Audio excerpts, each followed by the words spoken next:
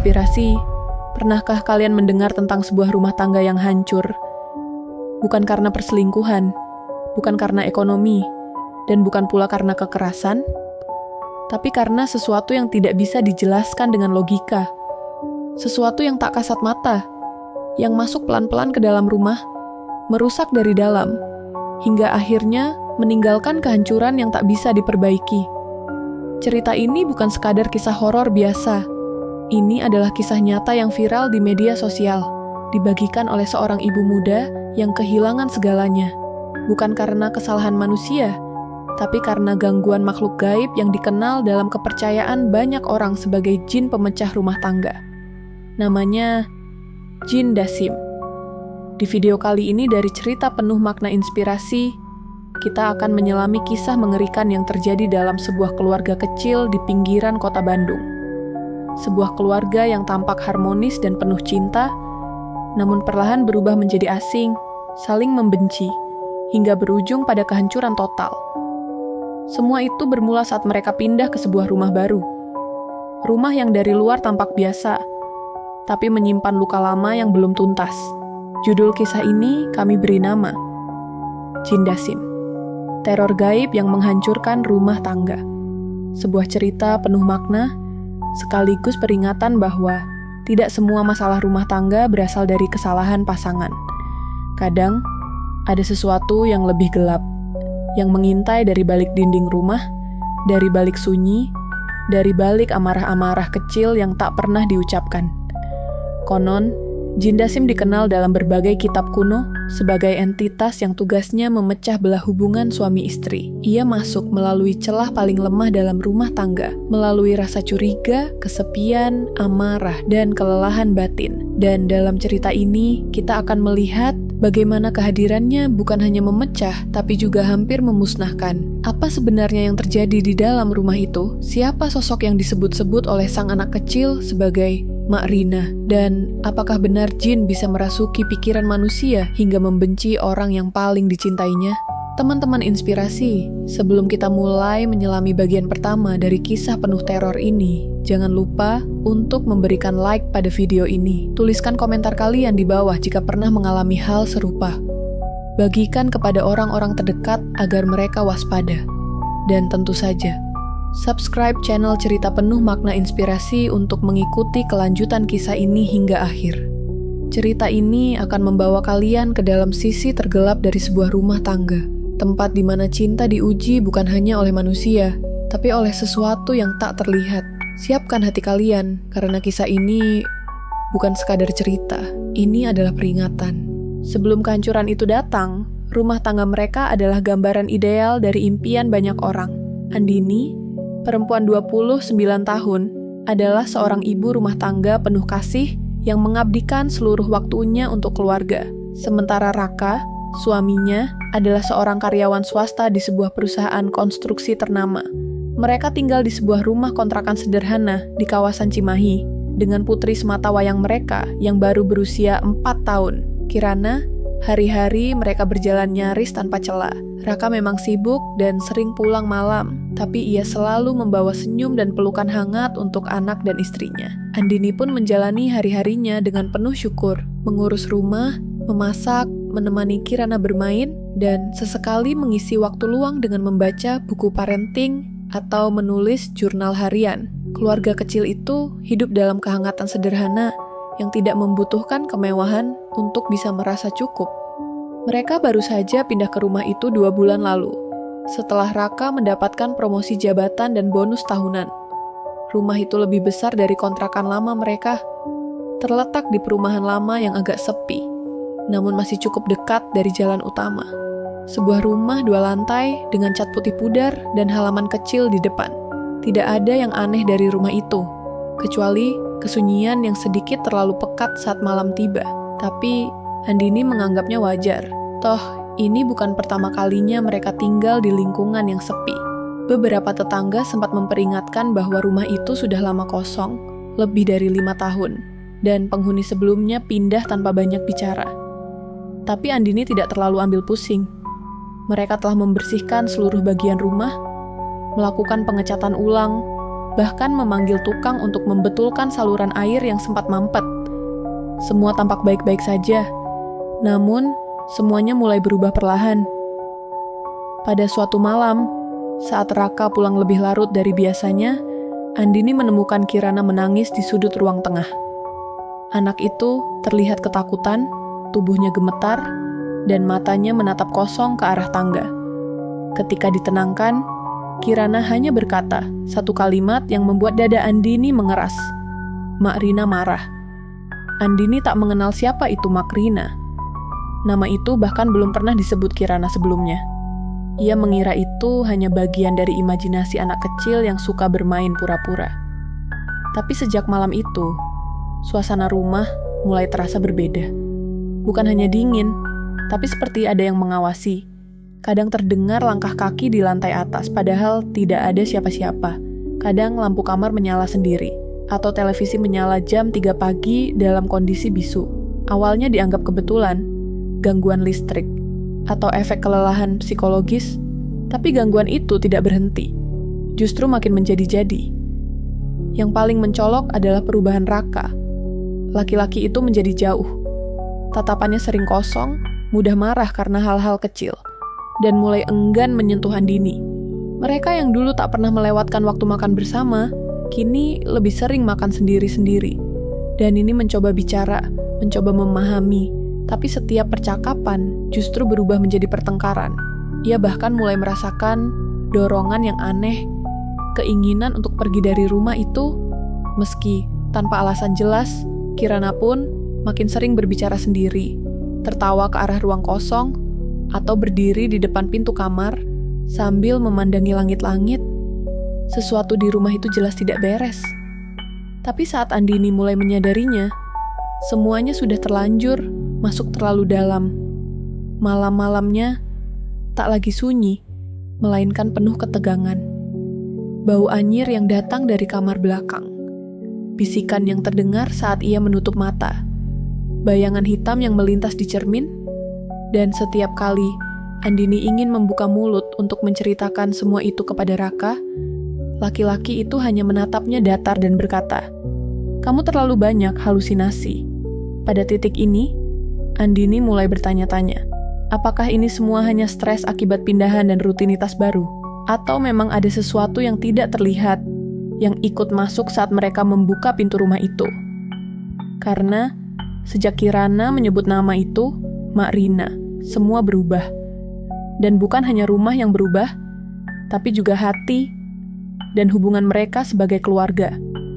Dan di malam berikutnya, Andini akan menyaksikan sesuatu dengan mata kepala sendiri. Sesuatu yang menghapus semua keraguan bahwa mereka tidak sendirian di rumah itu. Semula, malam itu tampak biasa saja. Raka belum pulang, katanya ada lembur mendadak karena proyek besar akan masuk tahap akhir. Kirana sudah tidur sejak pukul 8, dan Andini memutuskan untuk mencuci piring lalu menyeduh teh hangat. Tak ada suara apapun, kecuali suara detik jam dan gemericik air dari wastafel. Tapi ketika ia hendak naik ke kamar, langkahnya terhenti di anak tangga pertama. Ada suara lirih dan berulang-ulang. Suara anak kecil yang berbicara dengan nada seperti sedang bercerita. Suara itu berasal dari kamar Kirana. Andini menahan napas. Ia tahu pasti Kirana tadi sudah tertidur, tapi suara itu terlalu jelas untuk diabaikan. Dengan hati-hati, ia menaiki tangga satu persatu, memastikan tidak menimbulkan suara yang membangunkan anaknya, atau sesuatu yang lain. Pintu kamar Kirana terbuka sedikit. Dari celah itu, Andini melihat sesuatu yang tak akan pernah ia lupakan. Kirana duduk di lantai, menghadap pojok ruangan yang gelap, seakan sedang menatap seseorang. Ia tertawa pelan, lalu mengangguk-angguk sambil berkata, "Iya, Mak Rina, Kirana udah bilang ke Mama. Mama nggak percaya ya."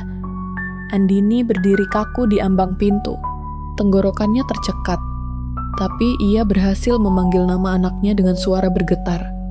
Kirana langsung menoleh, tersenyum kecil, dan menunjuk ke arah kosong di pojok ruangan itu. "Mak Rina mau kenalan sama Mama," katanya polos. Tapi saat Andini melihat ke arah yang ditunjuk, tak ada siapa-siapa. Hanya dinding kosong dan boneka yang tergeletak miring. Malam itu, Kirana jatuh demam.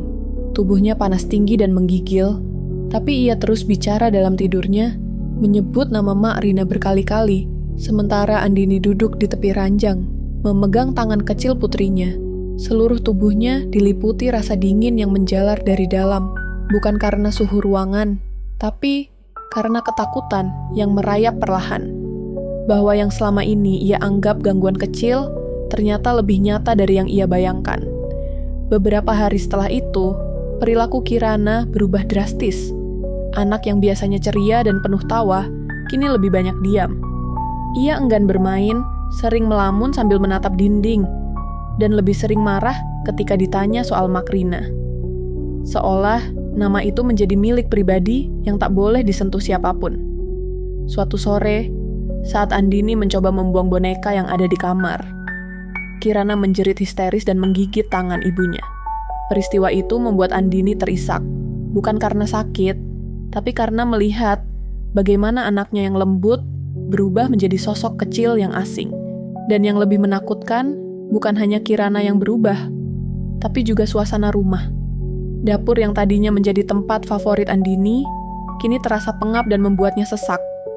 Ruang tamu menjadi dingin meski tidak ada kipas atau AC menyala. Cermin kamar mandi tiba-tiba berembun meski tak ada uap. Dan sesekali, Andini merasa seperti ada yang menatap dari sudut-sudut ruangan. Ia mulai mencatat kejadian-kejadian itu di jurnalnya, berharap semua hanya sugesti atau ilusi akibat kelelahan. Tapi catatan-catatan itu semakin panjang dan semakin sering. Ia bahkan mulai mencurigai bahwa sosok Mak Rina bukan sekadar teman imajiner Kirana. Nama itu muncul terlalu sering, dan selalu dikaitkan dengan sikap Kirana yang tak wajar. Dalam pencariannya, Andini bertanya ke tetangga lama, ibu tua yang tinggal 2 rumah dari mereka. Dan dari bibir wanita renta itu, Andini mendengar kisah yang membuat darahnya seakan membeku. Dulu, penghuni rumah itu adalah pasangan suami istri dengan 1 anak perempuan. Sang ibu, yang dikenal sebagai Mak Rina, meninggal secara tragis karena bunuh diri di kamar atas. Setelah kematian itu, keluarga tersebut pindah diam-diam tanpa menjual rumah, dan rumah itu dibiarkan kosong bertahun-tahun. Andini tak bisa berkata-kata. Malam itu ia tak tidur. Ia duduk memeluk Kirana yang kembali demam sambil menatap dinding kosong kamar mereka. Di luar jendela, angin berdesir pelan, dan Andini bersumpah ia mendengar suara perempuan tua bersenandung, seperti lagu Nina Bobo yang terdistorsi oleh rasa kehilangan dan dendam. Dan saat fajar mulai menyingsing, Andini tahu, ini bukan hanya gangguan biasa. Ini adalah awal dari kehancuran yang perlahan akan merobek semua yang ia cintai. Hari-hari berikutnya terasa seperti berjalan di atas pecahan kaca. Rumah yang dulu menjadi tempat pulang paling aman, kini berubah menjadi medan tak terlihat tempat rasa takut, dan kehancuran perlahan menyusup. Tapi bukan hanya Kirana yang berubah. Raka, suami yang selama ini dikenal penyabar dan perhatian, mulai menunjukkan gejala yang jauh lebih mengganggu. Awalnya, Andini mengira Raka hanya kelelahan karena pekerjaan. Pulang larut malam, lebih banyak diam, dan sering termenung dengan tatapan kosong.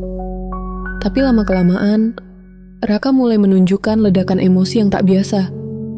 Ia marah karena hal-hal sepele. Suaranya meninggi, pandangannya gelap, dan matanya, entah mengapa, ada saat-saat di mana sorot matanya terasa seperti bukan miliknya. Suatu malam, saat Andini mencoba menceritakan tentang Kirana dan sosok Mak Rina, Raka tidak menunjukkan empati. Sebaliknya, ia justru tertawa kecil dengan nada sinis dan menyebut semua itu hanya khayalan istri yang terlalu banyak menonton film horor. Padahal, sebelumnya, Raka selalu menjadi orang pertama yang percaya pada intuisi Andini. Tapi kini, jarak di antara mereka semakin melebar. Kehangatan dalam rumah itu perlahan sirna, digantikan hawa dingin yang tidak kasat mata, namun menusuk sampai ke tulang. Yang lebih menyeramkan, Raka mulai bermimpi buruk. Ia sering terbangun tengah malam, mandi keringat, dan menatap sudut ruangan dengan tatapan kosong. Namun anehnya, setiap pagi, ia tak mengingat apapun.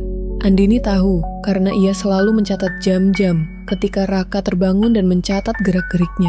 Ia bahkan sempat merekamnya dalam diam. Dan di salah satu rekaman itu, terlihat Raka berdiri di depan cermin selama lebih dari 20 menit tanpa bergerak sedikit pun. Hanya menatap refleksinya, seolah sedang berbicara dalam diam dengan sesuatu di balik sana. Lambat laun, suasana dalam rumah menjadi semakin pengap. Meski jendela-jendela terbuka lebar, bau amis seperti darah mulai muncul secara acak, terutama di kamar tidur utama. Kirana semakin sering bicara sendiri, dan kali ini ia tidak hanya menyebut Mak Rina, tapi juga menyebut ayah berubah. Pernah suatu kali, saat Raka sedang duduk di ruang makan dalam diam, Kirana menolak makan dan menangis sambil berkata bahwa ayah bukan ayah. Kalimat itu menghantam Andini seperti badai. Ia tak bisa menepisnya. Semua ini terasa semakin nyata, semakin mengakar. Andini mencoba mencari pertolongan. Ia mencari ustaz yang bisa dimintai pendapat. Bahkan mulai membaca buku-buku tua tentang gangguan jin dalam rumah tangga. Dan disinilah ia untuk pertama kalinya menemukan nama Jin Dasim. Dalam banyak literatur kepercayaan spiritual, Jin Dasim disebut sebagai entitas yang menyusup dalam rumah tangga dan menebar kebencian, amarah, serta perpecahan. Ia tidak hanya mengganggu secara fisik, tapi juga memecah ikatan batin antara anggota keluarga. Semakin sering konflik dan amarah muncul, semakin kuat pula jin itu mencengkeram rumah. Dan kini, semua gejala itu terasa hadir dalam hidup mereka. Anak yang berubah, suami yang semakin asing, dan rumah yang tak lagi menjadi rumah. Malam-malam menjadi lebih berat. Ada suara-suara samar yang datang dari loteng, tempat yang sebenarnya sudah lama tak digunakan. Suatu malam, Andini memberanikan diri membuka loteng itu. Dan yang ia temukan adalah cermin tua besar yang ditutup kain putih. Ia tak ingat pernah memilikinya. Dan Raka pun menyangkal pernah membawa itu masuk. Tapi entah kenapa, cermin itu ada di sana. Dan Kirana sempat berkata, Mak Rina sering duduk di situ, Mama. Andini tahu, sesuatu sedang bekerja di luar nalar. Sesuatu yang menolak untuk pergi. Sesuatu yang hidup dari kekacauan yang tumbuh di tengah keluarga mereka. Dan ketika suatu malam, Raka pulang dalam keadaan mabuk, padahal ia bukan peminum. Dan menatap Andini dengan mata penuh kebencian, lalu berbisik pelan, "Aku muak sama kau, Din." Barulah Andini sadar bahwa ini bukan sekadar perubahan emosi. Jin itu telah masuk, dan ia mengambil alih. Sejak malam Raka pulang dalam keadaan mabuk, sesuatu dalam diri Andini retak. Bukan hanya karena kata-kata kasar yang dilontarkan Raka, tapi karena sorot mata suaminya, tajam, dingin, dan kosong, terasa seperti mata orang asing. Sejak saat itu, cinta yang dulu mereka rajut perlahan koyak oleh hal-hal yang tidak bisa dijelaskan. Andini tahu, ia sedang berjuang melawan sesuatu yang tak kasat mata. Tapi semakin ia berusaha menyelamatkan keluarganya, semakin dalam ia terperosok ke dalam lubang kegelapan. Raka semakin sering menghilang tanpa kabar, pulang larut, dan jikapun datang, ia akan tidur di ruang tamu, membiarkan Andini dan Kirana sendirian di kamar yang kini lebih sering sunyi dari tawa. Ketika ditanya, Raka akan marah dan menyalahkan Andini atas semua yang terjadi. Ia menuduh Andini terlalu religius, terlalu paranoid, terlalu banyak membaca hal-hal mistis. Tapi Andini tahu, ini bukan soal kepercayaan semata, ini soal nyawa, soal waras dan tidak waras. Puncaknya terjadi pada malam kelam itu, malam di mana Andini mendapati Kirana menangis histeris di bawah tempat tidur, tubuhnya gemetar dan bajunya basah oleh air seni. Ketika ditanya, Kirana hanya berbisik, "Ayah bilang, Mama harus mati." Kalimat itu membekas seperti luka bakar. Andini tak bisa berkata-kata. Ia hanya bisa memeluk anaknya sambil menahan air mata. Tubuhnya menggigil, tak hanya karena takut, tapi juga karena patah hati. Tak lama setelah itu, Andini mendapati dirinya terkunci di dalam kamar mandi. Ia hendak mengambil air wudhu ketika pintu tiba-tiba menutup dengan keras dan tak bisa dibuka dari dalam. Lampu mati, dan dari balik kegelapan terdengar suara bisikan perempuan. Lirih, penuh kebencian, bukan suara Mak Rina, Bukan suara Kirana, tapi suara lain, lebih berat, lebih dalam, lebih jahat. Suara itu berkata, "Kau akan hancur, seperti mereka yang dulu." Andini berteriak, menangis, memukul-mukul pintu. Hingga tiba-tiba, semuanya senyap. Pintu terbuka begitu saja. Tak ada siapa-siapa di luar. Tapi, di cermin di atas wastafel, ada bekas telapak tangan kecil. Seolah Kirana mencoba menolong dari luar, atau sesuatu yang lain sedang mengawasi. Keseimbangan mental Andini mulai rapuh. Ia tidak tahu siapa lagi yang bisa ia percaya. Bahkan, Raka mulai menunjukkan tanda-tanda kehilangan kontrol atas dirinya sendiri. Ia berbicara sendiri, tertawa saat tidak ada yang lucu, dan kadang duduk di lantai sambil menggaruk lantai dengan kuku kutunya sampai berdarah. Pernah suatu malam, Andini terbangun dan mendapati Raka berdiri diam di depan tempat tidur mereka, menatap Andini dengan kepala sedikit miring dan senyum lebar yang tidak pernah ia lihat sebelumnya. Ia tidak bergerak, tidak berkata apa-apa, hanya berdiri di sana selama berjam-jam. Dan ketika fajar menyingsing, ia tiba-tiba jatuh pingsan. Andini tahu, ini sudah bukan tentang jin yang menggoda rumah tangga. Ini tentang kehidupan yang sedang dihancurkan secara perlahan. Bukan hanya rumah dan cinta, tapi jiwa mereka sendiri. Kirana semakin tertutup. Ia sering menggambar sosok perempuan berambut panjang di buku gambarnya, dengan mata hitam pekat dan tawa besar yang tidak wajar. Ia bahkan menulis kata Mak Rina berkali-kali dalam satu halaman, seolah sedang dipaksa untuk mengingat. Andini mulai merasa dirinya dikepung. Dinding rumah seperti hidup. Suara tangisan dan tawa terdengar dari lemari pakaian, dari kolong tempat tidur, dari belakang pintu yang tertutup. Aroma darah dan kembang 7 rupa muncul dan hilang tanpa sebab. Dan Raka, suami yang dulu menjadi sandaran hidupnya, kini adalah sosok yang tidak bisa lagi ia dekati tanpa merasa takut. Ketika akhirnya Andini memutuskan untuk membawa Kirana menginap di rumah ibunya, ia tak menyangka bahwa Raka akan mengejarnya. Dengan mata merah dan suara menggelegar, ia memaksa mereka pulang. Tapi Andini menolak. Dan saat itulah Raka menampar Andini untuk pertama kalinya. Bukan karena amarah yang biasa, tapi karena dorongan yang seperti datang dari luar dirinya sendiri. Ia tampak kaget setelah itu, tapi sudah terlambat. Hubungan mereka resmi runtuh. Bukan oleh perselingkuhan atau kesalahan manusiawi, tapi oleh sesuatu yang lebih jahat, lebih halus, lebih tak terdeteksi. Jin Dasim, sang perusak rumah tangga. Dan di tengah semua kekacauan itu, Andini sadar. Jika ia tidak melawan sekarang, maka semuanya akan berakhir lebih cepat dari yang ia kira. Malam itu, ia memberanikan diri membuka lemari tua di kamar, mengambil mukena dan Al-Quran yang sudah lama tak disentuh karena rasa takut. Tangannya gemetar, bukan karena ragu kepada keyakinan, tetapi karena ia tahu bahwa iblis dan jin membenci doa-doa yang tulus dari hati yang hancur. Andini ingin bertahan. Ia ingin Kirana tumbuh sehat. Bukan sebagai anak yang tumbuh di bawah bayang-bayang teror gaib dan kekerasan batin. Maka ia mulai membaca, pelan, nyaris berbisik, ayat demi ayat yang ia hafal dari kecil. Yang aneh adalah, rumah menjadi senyap, terlalu senyap, seolah dinding menahan napas.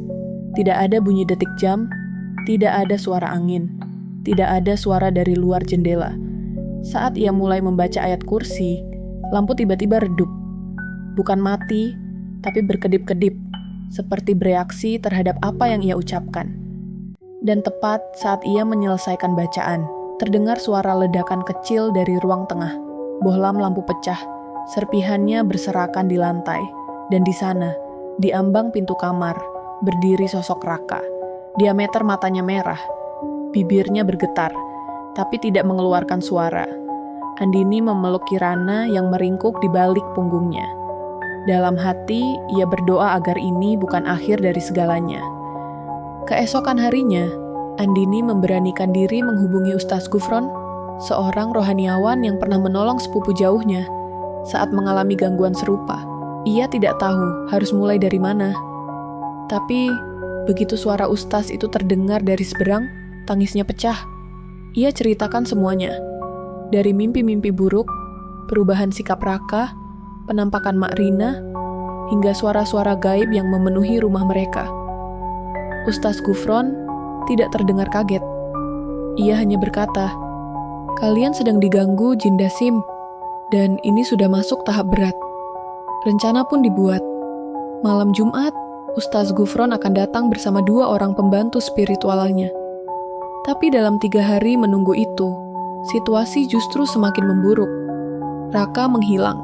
Tak ada kabar, tak ada pesan. Saat dicari ke kantor, teman-temannya bilang, Raka sudah izin cuti. Saat Andini mencoba menelepon, nomor Raka tak aktif.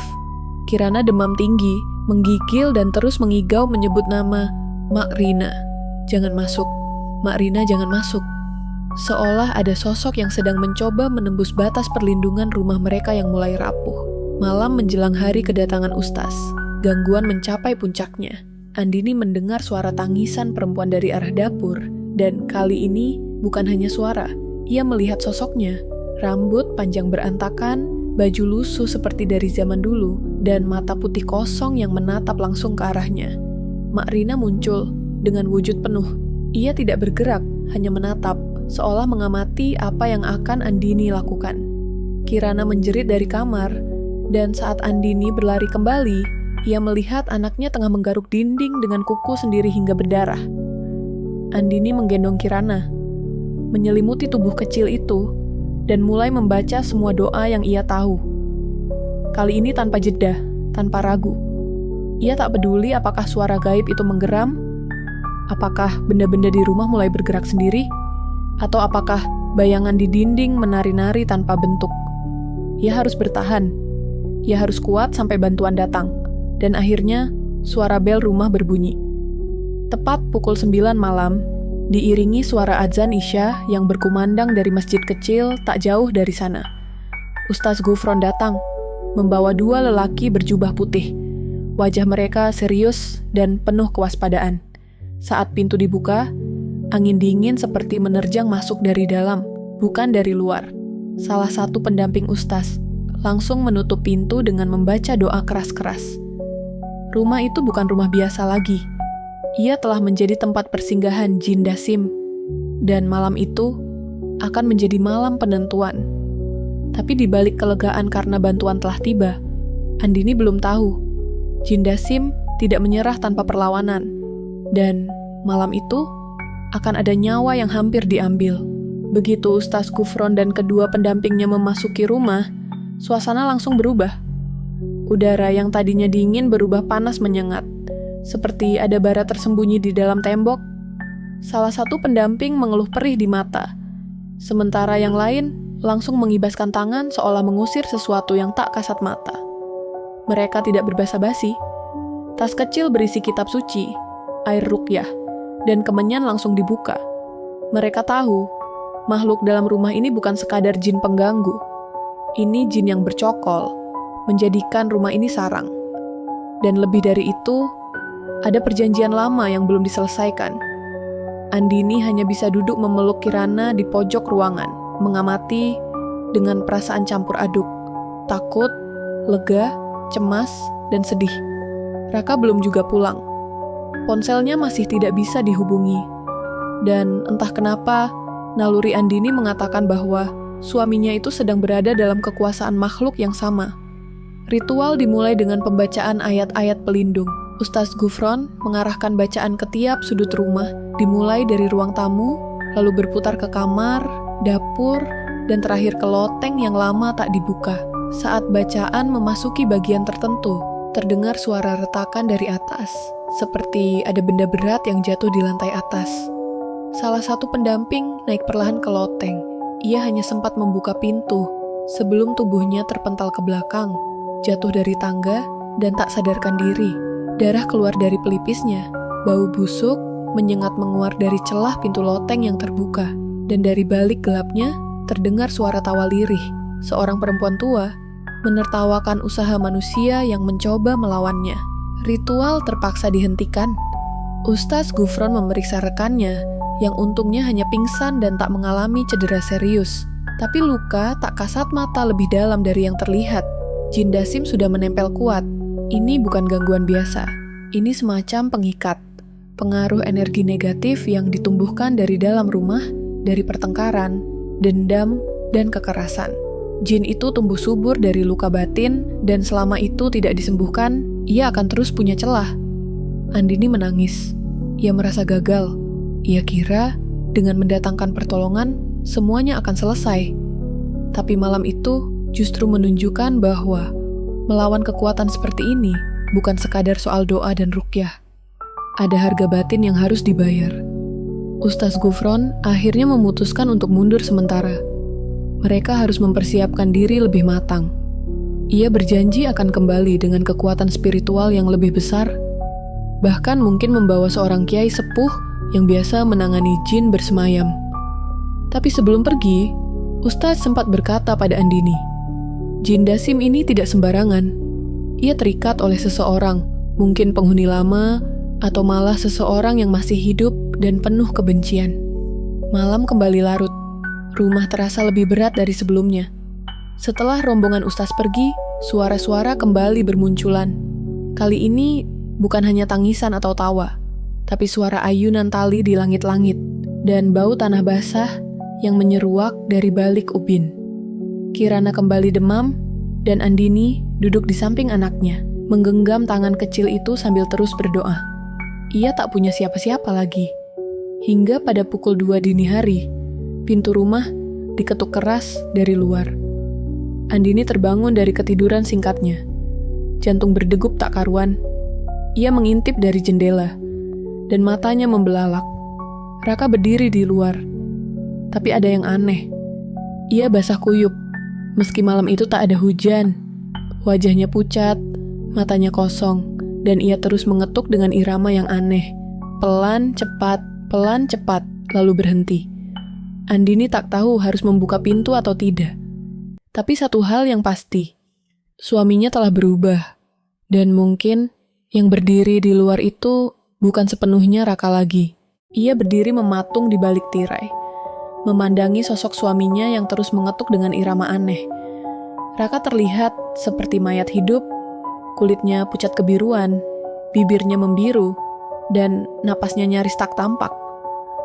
Tapi yang paling membuat bulu kuduk Andini meremang adalah matanya. Kosong, seperti tak ada jiwa di baliknya. Pintu diketuk lagi, lebih keras. Kirana mulai terisak dari balik kamarnya. Suara ketukan itu menggema ke seluruh ruangan, seolah berasal dari dalam dada sendiri. Andini memberanikan diri membuka kunci, tapi belum sempat memutar gagang. Suara pelan terdengar dari balik pintu, bukan suara Raka, tapi suara perempuan tua, serak dan berbisik. Bukakan pintu, dia sudah kembali. Andini mundur, panik. Ia menatap jam dinding. Pukul 2.44. Ustaz Gufron pernah berkata bahwa antara pukul 2 hingga 3 dini hari adalah waktu paling rentan untuk gangguan makhluk halus. Suara ketukan tiba-tiba berhenti. Ketika Andini mengintip lagi dari celah jendela, sosok Raka sudah tidak ada. Hanya halaman kosong yang basah, tanpa jejak langkah sedikit pun. Seolah yang datang tadi tak pernah benar-benar ada. Pagi datang dengan berat. Kirana demam tinggi dan terus mengigau. Andini mencoba menelepon rumah sakit, tapi semua jalur sibuk. Ia pun nekat membawanya ke klinik terdekat. Sepanjang perjalanan, ia merasa seolah diawasi, seperti ada mata yang mengintip dari balik kaca spion, atau bayangan yang muncul di pojok matanya. Tapi setiap kali menoleh, tak ada siapa-siapa. Setibanya di klinik, Kirana ditangani oleh perawat yang heran dengan kondisinya. Seperti ketakutan yang menumpuk, ada trauma berat, begitu kata mereka. Tapi Andini tak bisa menjelaskan. Bagaimana menjelaskan bahwa anaknya demam karena didatangi jin? Sepulang dari klinik, rumah terasa lebih dingin dan kosong. Tapi begitu membuka pintu, Andini tertegun. Raka ada di dalam, duduk di meja makan, mengenakan pakaian tidur, seolah tak terjadi apa-apa. Ia tersenyum kecil dan menyapa Andini seolah semuanya baik-baik saja. Tapi Andini tahu, ada yang salah. Raka tak bertanya tentang Kirana. Ia tak menyadari rumah sempat dikunjungi Ustaz. Ia bahkan tidak tahu bahwa dirinya sempat hilang 2 hari. Dan saat Andini memintanya menceritakan kemana saja ia pergi, Raka hanya tersenyum dan berkata, "Aku di sini saja di rumah, temani kamu dan Kirana." Kepalanya mulai terasa berat. Ia melihat gelagat aneh. Raka tak pernah keluar kamar mandi dengan kaki basah. Ia tidur tanpa bergerak sepanjang malam. Bahkan napasnya nyaris tak terdengar. Tapi yang paling mengerikan, ketika tengah malam, Andini terbangun dan melihat Raka berdiri di depan cermin ruang tamu, berbicara sendiri, dengan bahasa yang tak dimengerti. Hari-hari berikutnya menjadi teror sunyi yang perlahan mencabik kewarasan. Raka, atau siapapun yang kini memakai tubuh suaminya, mulai menunjukkan sisi lain. Ia mulai membatasi gerak Andini, marah ketika Andini memutar ayat suci, dan selalu muncul tiba-tiba ketika Andini hendak menelepon Ustaz Gufron lagi. Bahkan Kirana, yang biasanya manja pada ayahnya, kini selalu bersembunyi jika melihat Raka lewat. Andini mulai mencatat hal-hal ganjil. Ia menyembunyikan catatan itu di balik lemari, menulis dalam kode agar tak mudah terbaca. Ia tak bisa langsung melawan, karena ia belum tahu pasti apa yang sedang ia hadapi. Tapi, satu hal yang mulai jelas, Raka bukan lagi suaminya sepenuhnya. Ada sesuatu yang mengambil alih sebagian jiwanya, dan kemungkinan besar, makhluk itu masuk bukan sekadar untuk menghancurkan rumah tangga, tapi untuk mengambil alih sepenuhnya. Puncaknya terjadi ketika Andini menemukan sebuah foto lama yang tersembunyi di balik dinding lemari. Tertutup kertas, doa yang telah menguning. Foto itu menunjukkan seorang perempuan tua mengenakan kebaya hitam, berdiri di depan rumah mereka, rumah ini, sebelum direnovasi.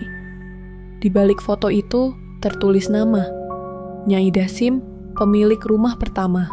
Jangan diusik. Andini menggigil. Kini semuanya mulai masuk akal. Jin Dasim bukan hanya nama, tapi warisan. Dan rumah ini adalah tempatnya sejak awal. Andini menatap foto lama yang tangannya temukan di balik lemari itu, dengan dada berdebar keras. Perempuan tua berkebaya hitam di foto itu memancarkan aura yang tak bisa dijelaskan. Sorot matanya tajam, meski hanya dari kertas lusuh yang telah menguning. Di belakang foto, tulisan tangan yang pudar masih bisa dibaca. Nyai Dasim, pemilik rumah pertama. Jangan diusik. Andini mencoba mengingat-ingat. Apakah Raka pernah menyebut rumah ini dulunya milik orang lain? Ia ingat sekilas bahwa rumah tua ini adalah peninggalan keluarga jauh dari garis ibu Raka, tapi tak pernah dibicarakan terlalu serius. Raka hanya menyebutnya sebagai rumah lama yang penuh kenangan. Tapi siapa Nyai Dasim? Dan mengapa rumah ini dijaga oleh kekuatan yang begitu kelam? Dengan tangan gemetar, Andini menyimpan foto itu kembali ke tempat semula. Takut kalau sosok dalam foto itu bisa marah hanya karena ia menyentuhnya terlalu lama. Namun malam itu, mimpi buruk datang menyerbu. Ia bermimpi berjalan di dalam rumah yang gelap dan kosong. Dinding-dindingnya bernyawa, berbisik-bisik dalam bahasa yang asing. Di tengah ruang tamu, seorang perempuan berkebaya hitam duduk membelakanginya. Ketika Andini mendekat, perempuan itu menoleh, dan wajahnya adalah gabungan antara dirinya dan Kirana, dengan mata kosong tanpa bola mata. Andini terbangun dengan napas tercekat. Tapi bukan hanya mimpi itu yang membuatnya ketakutan, melainkan kenyataan bahwa foto Nyai Dasim sudah tidak ada di tempat ia sembunyikan semalam. Tak ingin membuang waktu. Pagi harinya, Andini diam-diam menemui Pak Darto, tetua kampung yang dulu pernah menyampaikan bahwa rumah itu memiliki sejarah. Ia tahu banyak hal, meski orang-orang menganggapnya hanya tukang cerita tua yang nyeleneh. Setelah mendengar penjelasan Andini, wajah Pak Darto langsung berubah pucat. Pak Darto menghela napas dalam-dalam, lalu berkata, "Kamu tinggal di rumah Nyai Dasim. Itu rumah tua warisan jalur ibu dari suamimu. Dulu, Nyai Dasim dikenal sebagai dukun besar, tapi tidak semua ilmunya putih. Ia melakukan perjanjian dengan makhluk halus untuk menjaga rumahnya agar tak jatuh ke tangan orang luar." Andini tercekat. "Orang luar?" "Ya, termasuk kamu." Pak Darto bercerita bahwa sebelum meninggal, Nyai Dasim mengadakan perjanjian. Siapapun yang bukan darah keturunannya dan tinggal di rumah itu lebih dari 100 hari akan mulai dikenal oleh jin yang menjaganya. Perlindungan berubah menjadi penguasaan. Rumah akan menolak keberadaan siapapun yang dianggap asing. Tapi ada yang lebih buruk. Menurut cerita turun-temurun, jika keturunan Nyai Dasim menikah dengan orang luar tanpa ritual pembersihan warisan, maka makhluk penjaga itu bisa masuk ke dalam kehidupan rumah tangga mereka, mengaduk emosi, mempermainkan cinta, bahkan merusak tubuh. Dan satu hal yang paling menyeramkan, makhluk itu bisa menyamar menjadi siapapun, bahkan pasangan sendiri. Andini pulang dengan tubuh gemetar. Ia mulai mencatat setiap hari sejak mereka pindah ke rumah ini. Sudah lebih dari 100 hari. Perasaan bersalah menghantam dirinya. Mungkinkah semua ini terjadi karena dirinya? Karena ia bukan bagian dari darah itu. Apakah cintanya kepada Raka kini menjadi beban yang memicu teror ini? Tapi bagaimana mungkin ia menebus kesalahan yang bahkan tidak pernah ia ketahui? Malam harinya, suara ketukan kembali terdengar. Tapi kali ini bukan dari pintu depan, melainkan dari dalam lemari Kirana. Kirana berteriak. Saat Andini membukanya, tak ada apa-apa, kecuali bau anyir yang menyengat dan suara samar seperti bisikan yang keluar dari dinding. Kamu tidak pernah disambut di sini. Andini mulai kehilangan arah. Ia merasa rumah ini bukan lagi tempat tinggal, melainkan perangkap hidup yang perlahan menelan kewarasan dan kebahagiaannya. Ia tak bisa keluar, tak bisa tinggal. Raka mulai terlihat seperti dua orang dalam satu tubuh, lembut dan penyayang di pagi hari, tapi dingin dan menakutkan di malam hari. Dan Kirana, anak itu mulai menggambar sosok wanita hitam berkebaya dalam semua lembaran kertasnya. Andini tahu, waktu hampir habis.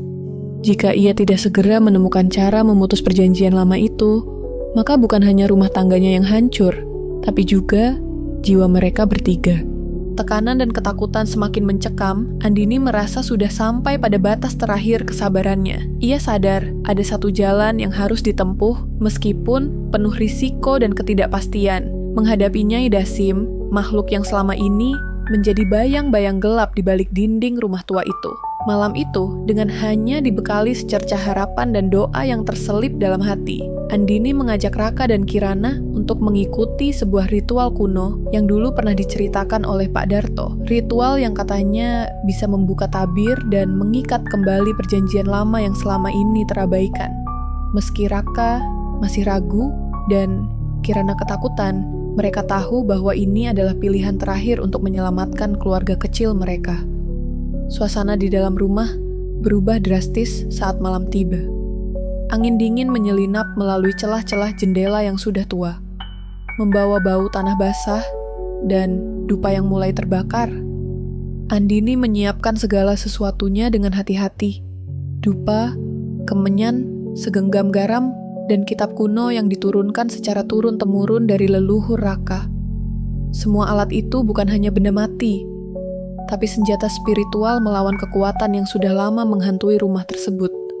Ketika ritual dimulai, Andini mengucapkan mantra-mantra yang diajarkan Pak Darto dengan suara pelan tapi tegas. Tiba-tiba, suhu di ruangan turun drastis, dan bayangan di sudut-sudut ruangan mulai bergerak seolah memiliki nyawa. Suara bisikan dan tangisan yang tak terdengar sebelumnya kini terdengar lebih jelas, menusuk ke dalam jiwa. Raka yang sejak tadi diam mulai berubah. Matanya menjadi kosong, suara menjadi serak dan kasar, seolah ada sesuatu yang mencoba mengambil alih dirinya. Andini menahan napas, berusaha tetap fokus pada mantra yang terus diulang. Dia tahu, ini bukan hanya pertarungan antara manusia dan jin, tapi juga antara cinta dan kehancuran. Kirana, yang sebelumnya menangis ketakutan, mulai diam membeku di sudut ruangan. Matanya menatap kosong ke arah sesuatu yang tak terlihat. Tiba-tiba, sesosok wanita berkebaya hitam muncul di depan mereka. Tatapannya menusuk dengan dingin dan penuh kemarahan. Itu Nyai Dasim. Wajahnya bukan lagi sekadar bayangan, melainkan sosok nyata yang menuntut haknya. Dengan suara berbisik yang penuh ancaman, ia mengingatkan Andini tentang perjanjian yang telah lama dilupakan, dan konsekuensi yang harus mereka terima jika terus melanggar aturan tersebut. Namun, Andini tidak menyerah. Dengan segenap keberanian yang tersisa, ia memohon agar Nyai Dasim membebaskan keluarganya dari kutukan yang mengikat.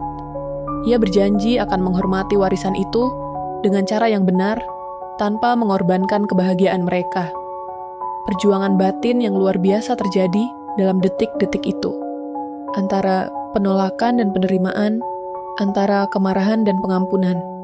Setelah pergulatan yang panjang, bayangan Nyai Dasim mulai memudar, dan udara di ruangan kembali hangat. Raka perlahan sadar, matanya yang kosong kini kembali bercahaya. Kirana tersenyum tipis, seolah beban yang selama ini mengekangnya mulai terangkat. Meski demikian, Andini tahu bahwa ini bukan akhir dari perjuangan mereka. Perjanjian yang terlupakan itu masih menyisakan misteri dan tanggung jawab yang harus dijaga dengan sepenuh hati. Rumah tua itu kini bukan hanya tempat tinggal, tapi juga saksi bisu perjalanan mereka menghadapi kegelapan dan menemukan kekuatan dalam keluarga. Malam itu, setelah ritual selesai, ketenangan yang sesaat datang, namun bayangan masa lalu dan ancaman masa depan masih membayangi setiap sudut rumah. Pertanyaannya, kini bukan lagi apakah mereka bisa selamat, tapi bagaimana cara menjaga keseimbangan antara dunia manusia dan makhluk gaib yang sudah lama bersatu dalam kisah keluarga mereka. Namun, ketenangan yang mereka rasakan malam itu hanyalah sebuah jeda sementara sebelum badai yang jauh lebih dahsyat menghantam kehidupan mereka. Rumah tua itu, yang selama ini menjadi saksi bisu perjuangan keluarga Andini, tiba-tiba kembali diguncang oleh teror yang tak terduga. Sesuatu yang lebih gelap dan lebih kuat dari Nyai Dasim mulai mengintai, mengancam bukan hanya keselamatan mereka, tapi juga batas antara dunia manusia dan alam gaib yang semakin kabur.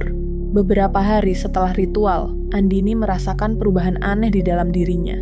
Rasa dingin yang menusuk hingga ke tulang, mimpi buruk yang terus berulang, dan bisikan halus yang tak pernah berhenti menghantuinya. Raka dan Kirana pun mulai menunjukkan tanda-tanda kegelisahan yang sama. Suara-suara asing terdengar di lorong-lorong rumah. Bayangan bergerak tanpa sebab, dan benda-benda yang biasa diam tiba-tiba berpindah tempat dengan sendirinya. Ketakutan yang selama ini sudah mereka lawan, kini berubah menjadi paranoia yang memecah belah keluarga kecil itu. Situasi semakin memburuk ketika Andini menemukan sebuah kitab tua yang tersembunyi di balik dinding rumah. Kitab itu berisi petunjuk dan rahasia tentang makhluk yang selama ini menghantui mereka. Makhluk yang jauh lebih berbahaya daripada Nyai Dasim, yang dikenal dengan nama Jin Dasim. Jin ini bukan hanya sekadar roh jahat, tapi entitas yang bisa memanipulasi pikiran, menanamkan rasa takut, dan menghancurkan hubungan manusia dari dalam. Dengan mengetahui keberadaan Jin Dasim, Andini merasa beban di pundaknya semakin berat. Ia sadar bahwa ritual yang mereka lakukan sebelumnya mungkin hanya mengusir bayangan kecil. Tapi inti dari kutukan ini masih tetap ada, menunggu waktu yang tepat untuk menghancurkan mereka. Raka mulai berubah, sikapnya menjadi dingin dan tertutup. Sementara Kirana sering mengunci diri di kamar, takut menghadapi kenyataan yang tak bisa ia pahami. Andini berusaha mencari jalan keluar dengan meminta bantuan seorang dukun yang dipercaya mampu berhadapan dengan Jin Dasim. Namun, perjalanan spiritual yang mereka tempuh justru membawa mereka ke jurang yang lebih dalam, di mana batas antara kenyataan dan dunia gaib semakin samar, dan setiap langkah penuh dengan bahaya yang mengancam jiwa. Puncak ketegangan terjadi saat suatu malam, ketika Jin Dasim benar-benar mengambil alih kendali atas Raka. Tubuh Raka yang selama ini menjadi tempat berlindung, berubah menjadi alat untuk menyebarkan teror dan kehancuran. Andini dan Kirana harus berjuang sekuat tenaga, bukan hanya melawan makhluk gaib, tapi juga untuk menyelamatkan jiwa suami dan ayah mereka yang semakin hilang dalam kegelapan. Dalam pergulatan batin dan fisik yang luar biasa, Andini menggunakan segala ilmu dan keberanian yang dimilikinya. Ia tidak hanya melawan untuk dirinya sendiri, tapi untuk keselamatan keluarga dan masa depan mereka. Ritual demi ritual dilakukan dengan harapan bisa memutus rantai kutukan yang telah membelenggu mereka selama bertahun-tahun. Meskipun luka dan penderitaan menggores hati mereka, secercah harapan masih tersisa. Andini tahu pertarungan ini bukan hanya tentang mengalahkan Jin Dasim, tapi juga tentang menemukan kekuatan cinta dan keteguhan hati yang mampu melawan kegelapan terbesar sekalipun. Namun, apakah cinta dan keberanian itu cukup untuk mengalahkan makhluk yang hidup di balik bayang-bayang rumah tua mereka? Ataukah Jin Dasim akan terus menghantui dan menghancurkan segalanya? Jawaban dari pertanyaan itu akan terungkap di bagian terakhir kisah ini. Pertarungan yang dialami Andini dan keluarganya dalam menghadapi Jin Dasim bukan sekadar kisah horor biasa. Lebih dari itu, perjalanan mereka mengajarkan kita bahwa kegelapan, betapapun mengerikan dan membingungkan, bukanlah sesuatu yang harus dihadapi sendiri. Dalam kerapuhan dan ketakutan, kekuatan terbesar justru datang dari cinta, keberanian, dan ikatan yang tidak mudah terputus antar manusia. Kisah Jin Dasim, teror di rumah tangga, membawa kita menyelami bagaimana gangguan yang tampak gaib seringkali menjadi cermin dari permasalahan yang terjadi di dalam rumah itu sendiri. Ketegangan yang tak tersampaikan, luka yang belum sembuh, dan rasa takut yang terpendam. Kadang, makhluk yang paling menakutkan bukanlah yang berasal dari dunia lain, tapi yang muncul dari dalam hati dan pikiran kita. Apa yang bisa kita pelajari dari kisah ini? Bahwa menjaga kehangatan keluarga dan komunikasi terbuka adalah benteng paling kuat melawan segala ancaman, baik yang nyata maupun yang tak kasat mata. Dan ketika teror menghampiri, jangan pernah ragu untuk mencari bantuan, menguatkan diri, dan percaya bahwa setiap kegelapan pasti ada akhirnya. Teman-teman inspirasi, bagaimana menurut kalian? Apakah kalian pernah mengalami hal-hal yang sulit dijelaskan dalam kehidupan rumah tangga atau keluarga? Atau mungkin kalian percaya bahwa ada kekuatan lain yang memengaruhi hubungan kita? Silakan bagikan cerita dan pendapat kalian di kolom komentar. Jangan lupa untuk like jika kalian merasa cerita ini memberi makna dan pelajaran, serta subscribe agar tidak ketinggalan kisah-kisah penuh makna dan inspirasi lainnya dari channel ini. Terima kasih telah menemani perjalanan cerita Jin Dasim, teror di rumah tangga. Semoga kisah ini membuka mata dan hati kita semua tentang pentingnya menjaga harmoni keluarga, sekaligus mengingatkan kita akan keberanian menghadapi segala jenis kegelapan. Sampai jumpa di cerita berikutnya, hanya di cerita penuh makna inspirasi.